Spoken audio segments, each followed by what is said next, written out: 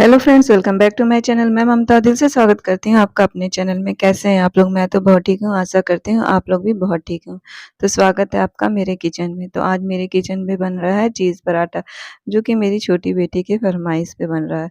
कल मैंने अपनी पसंद की कढ़ी चावल बना लिया था, तो उसने कहा जब आप अपनी पसंद का बना सकती हो तो मेरे लिए भी आपको मेरी पसंद का बनाना पड़ेगा। उसने कहा तब आप कल मेरे लिए लंच में आप चीज़ पराठा बनाइएगा। तो मैंने सोचा लाओ आज उसकी फरमाइशें पूरी करते हैं। मगर उसके साथ मैंने सोचा मैंगो शेक भी बना दिया जाए, क्योंकि ये भी थोड़ा रहेगा तो ठीक रहेगा, क्योंकि सिर्फ चीज़ पराठा से तो काम चलने वाला नहीं है। तो मैंगो शेक बनाने के लिए मैंने मैंगो पल्प, चीनी, केसर और बर्फ़ डाल के थोड़ा-सा मिक्सी जार में चला दिया था। फिर उसके बाद दूध डाल के चला दिया था। केसर से इसमें बहुत अच्छी-सी एक महक आ जाती है और कलर तो ख़ैर इस समय आम के अच्छे आ ही रहे हैं। और ये देखिए माँ का प्यार, मैंने क्या किया, मैंने ज़्यादा देने के चक्कर में गिलास को इतना फ़ुल कर दिया था कि वो बस बाहर ही आके गिरने ही वाला था। थोड़ी-सी मैंने और नहीं तो गिरा ही दिया था। चलिए उसको बाद में साफ़ करते हैं, इधर सेंक लेते हैं पराठे को। वैसे चीज़ पराठा मुझे भी बहुत पसंद है, और जब ये चीज़ पराठे में से बाहर निकलती है तो वो तो देखने का अलग ही मज़ा होता है। तो मैं बहुत ही सिंपल तरीके से चीज़ पराठा बनाती हूँ। इसमें मैंने पहले चीज़ को घिस लिया है, ऊपर से सिर्फ़ वैसे मेरे पास अगर ऑर्गेनो और पिज़्ज़ा सीज़निंग रहती तो मैं डाल देती। आज सिर्फ़ मैंने चाट मसाला, जीरा भुना पाउडर और काला थोड़ी-सी काली मिर्च और लाल मिर्च पाउडर और नमक डाल दिया था। और अगर आपके पास धनिया पत्ती है तो वो डाल सकते हैं। मेरे पास नहीं थी, इसलिए मैंने सिर्फ़ सिंपल ही बनाया था। सिंपल भी ये खाने में बहुत अच्छी लग रही थी, और गरम-गरम तो वैसे भी ये बहुत अच्छा लगता है। और इस चीज़ पराठे को अगर हम ऐसे स्क्वायर फ़ोल्ड करेंगे, मतलब कि इसको पॉकेट फ़ोल्ड करना ही कहते हैं, तो ये बहुत अच्छे से फ़ोल्ड हो जाता है। और ये देखिए हमारे तावा महाराज आज तो मुझसे गुस्सा ही हो गए होंगे। इतना ज़्यादा उस पे चीज़ चिपक गया है कि उनको रगड़-रगड़ के जब छुड़ाया जाएगा तो वो गुस्सा तो हो ही जाएँगे। मगर क्या किया जाए, अपने आप को खुश रखने के लिए थोड़ा बहुत तवे को तो नाराज़ किया ही जा सकता है।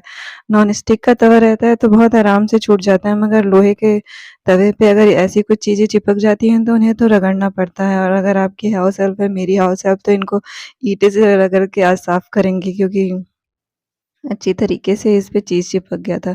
फिर पराठे को हम दोनों तरफ से तेल, घी चाहे बटर लगा के अच्छे से सेक कर लेंगे। इसको खूब अच्छे से लाल-लाल सेक लेंगे, तभी ये अच्छा लगता है, और ये गरम ही गरम खाने में अच्छा लगता है। ये देखिए चीज़ बाहर निकलते हुए कितनी अच्छी लग रही थी। मैंने सोचा लाओ तेल को खाली कर दिया जाए, ये भी बाहर निकल के गिरने लगा। आज मुझसे सब गिर ही रहा है। मगर छोड़िए, उसको छोड़ते हैं, चलते हैं अपना लंच एन्जॉय करते हैं। आज तो हमारे लंच में बच्चों के बहाने मम्मी भी खुश हो गई, मुझे भी मिल गया पराठे खाने को गरमा-गरम।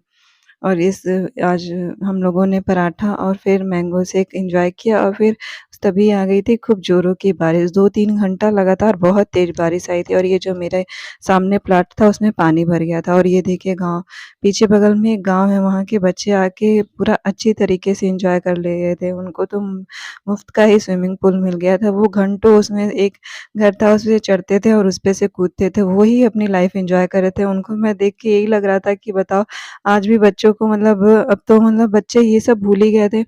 उन्हें देख के यही लगा कि उन्हें भी अभी एन्जॉय करने आ रहा है। हम लोग के बच्चे तो अब बारिश में नहाना भी नहीं चाहते। थोड़ा-सा अगर नहाने जाएँ भी तो हम ही मना कर देते हैं कि मत नहाओ, बीमार पड़ जाओगे। क्योंकि अब पहले जैसा ना मौसम है, ना ही कुछ, वो तुरंत ही बुखार उनको हो जाता है, और हम लोग भी उसी तरह से पाल भी रहे हैं। और इस कॉम्पिटिशन के दौर में पढ़ाई इतनी ज़्यादा आ गई है कि बच्चे अब पढ़ाई के आगे खेलना-कूदना ये सब तो भूल ही गए हैं। बहुत कम बच्चे हैं जो बहुत ज़्यादा खेलने में लगे हुए हैं। विदेशों के बच्चे शायद हमारे बच्चों से ज़्यादा खेलते हैं। इंडिया में तो सिर्फ़ बच्चे खाली पढ़ाई, पढ़ाई, पढ़ाई वाले हो गए हैं। और जो पढ़ते भी नहीं हैं वो भी ये वाले खेल तो नहीं खेलते हैं। वो सिर्फ़ अब मोबाइल वाला गेम ही खेलते हैं। उन्हें सिर्फ़ मोबाइल ही मिल गई है कि सिर्फ़ मोबाइल से खेलने आता है। बारिश में नहाने वाला खेलना, और मतलब बाहर आउटडोर गेम तो सारे बच्चे ही भूल गए हैं। तो चलिए पूजा करते हैं, और फिर इस समय थोड़ी देर ऊपर से आके नाश्ता हेवी हो गया था, तो नाश्ता क्या, वो लंच ही था। लंच करना थोड़ा हेवी हो गया था, थोड़ी देर आराम किया, फिर दिया बाती का टाइम हो गया। तो मैंने सोचा लाओ दिया बाती कर लेते हैं। वैसे ये रोज़ मैं ही नहीं करती हूँ, मेरी बेटियाँ भी दिया जला देती हैं। तो आज मुझे जलाना था, मैंने भी सोचा लाओ मैं ही जला देती हूँ। तो पूजा का बर्तन धुलने के बाद पुराने बासी के फूल जो होते हैं मैं इकट्ठे करके रख देती हूँ इसी टाइम, ताकि मैं उसको कंपोस्ट कर सकूँ। जो ये पूजा के फूल होते हैं उन्हें फिर एक गमले में डाल के अगर मिट्टी से दबा दिया जाए तो वो बहुत ही अच्छी खाद बन जाते हैं। और इस समय फूल तो इतने ज़्यादा निकल रहे हैं कि उनको इधर-उधर फेंकने में भी अच्छा नहीं लगता है। इस वज़ह से मैं उन्हें सोचती हूँ खाद भी बना लिया जाए।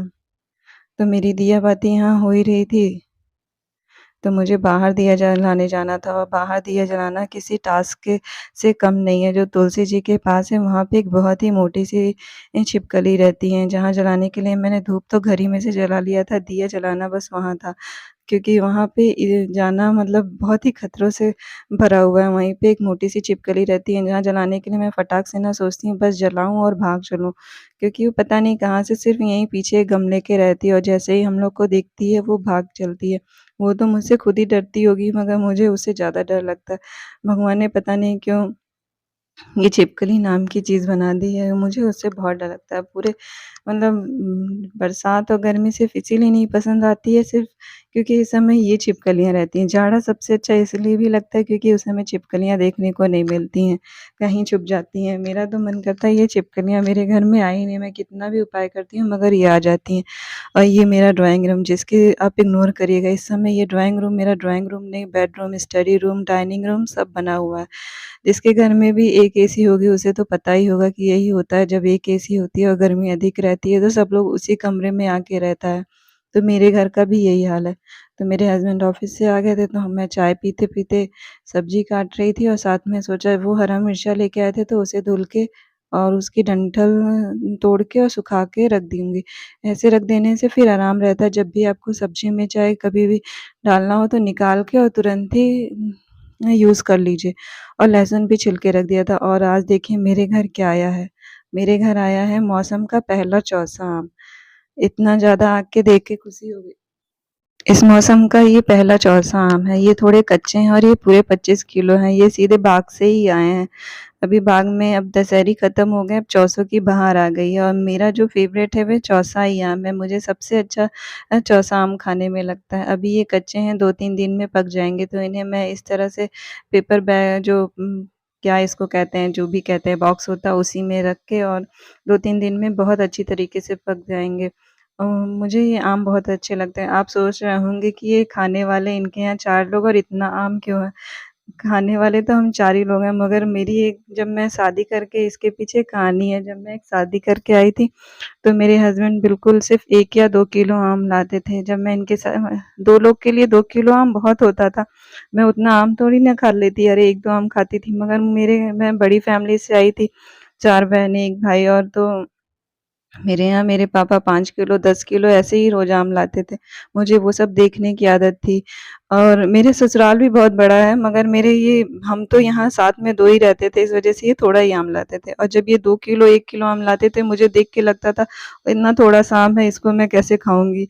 और ये कहते थे, "आप खाइए, आपको जितना खाना है खाइए, हम ले आएँगे।" मगर हम मुझे मतलब मैं खा ही नहीं पाती थी। उसके बाद फिर ये बाग से सीधे ऐसे ढेर सारा आम लेके आते थे और वो धीरे-धीरे पकता रहता था और मैं खाती रहती थी।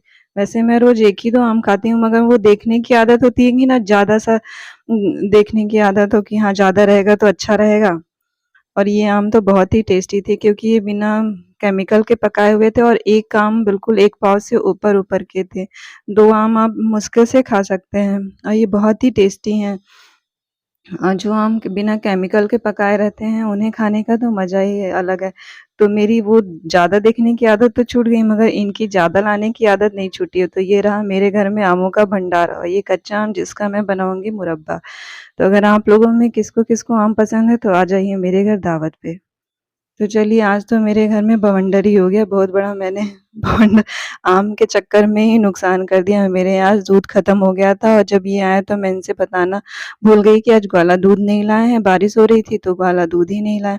तो आज दूध भी नहीं था, ना ही मेरे यहाँ व्रत वाला तेल था, ना ही साफ घी था। घी तो था मगर साफ नहीं था जिसे मैं व्रत के खाने के लिए यूज़ कर सकूँ। मेरे हस्बैंड का आज व्रत था और वो सिर्फ़ सेवई पूड़ी चाहे सेवई रोटी चाहे हलवा पूड़ी ही खाते हैं। अब ना मेरे यहाँ कुछ था तो है नहीं तो मैंने सोचा लाओ 2-3 दिन की मलाई है तो उसे ही जल्दी से फटाफट मैंने फेंट किया और घी निकालने का सोच लिया क्योंकि उससे पूड़ी और हलवा भड़का तो निकल ही जाएगा। तो फिर उसी लिए फटाफट घी निकला और रात बहुत हो गई थी क्योंकि अब बारिश भी हो रही थी इसलिए मैं कुछ मँगा भी नहीं सकती थी तो इस वज़ह से मुझे ये काम करना पड़ा। वैसे आप लोगों को किसको-किसको घी में छनी हुई पूड़ी वैसे देसी घी में छनी हुई पूड़ी और उसका हलवा पसंद है, मुझे तो बहुत पसंद है। देसी हलवा में सबसे अच्छा मुझे देसी घी का हलवा ही अच्छा लगता है जो आटे का होता है, और आटे का हलवा तो जब ढेर सारे देसी घी में डुबो-डुबो के बने तो और ही मज़ेदार हो जाता है। तो मेरे यहाँ हर जब इनका व्रत रहता है तो मेरे यहाँ यही बनता है, या तो सेवई पूड़ी बन जाता है या तो हलवा पूड़ी बनता है। आटे का हलवा और पूड़ी, मेरे बच्चे भी यही पसंद करते हैं, तो मैं फटाफट यही कर रही थी। तो वैसे चलिए ये बात ये हो गई थी, वैसे मेरी ही गलती थी, जब मैं घूमने जाने वाली थी 15 दिन के लिए तो मैंने ग्रॉसरी नहीं मँगाई थी। मैं सोची थी कि आके मँगा लूँगी, और आने के बाद इतना बिज़ी हो गए हैं ये कि इनके पास टाइम ही नहीं है, संडे के दिन भी ड्यूटी पे जा रहे थे, तो मैं ग्रॉसरी नहीं मँगा पाई। इस वज़ह से आज मुझे इतना झेलना पड़ गया था, और मैं ऑनलाइन भी नहीं मँगाती हूँ, जाके ही हमारे यहाँ एक फैमिली बाज़ार है, वहीं से लेके आते हैं, इस वज़ह से थोड़ा-सा झंझट हो गया। और ये देखिए जल्दी-जल्दी में क्या हुआ, जैसे ही आटा गूँथने के बाद मैंने गरम पानी और चीनी डाला, वैसे ही पूरा अच्छी तरीके से वो बाहर निकल गया, और छोटी ही कढ़ाई थी इस वज़ह से और ये बाहर निकल गया। तो ये रहा आज का मेरा डिनर, जिसमें मैंने बनाया था टमाटर, प्याज़ और अचार के मिर्ची की चटनी और पूड़ी हलवा। तो किचन को क्लोज़ करते हैं। अगर आपको मेरे इस वीडियो में कुछ भी अच्छा लगा हो तो लाइक और सब्सक्राइब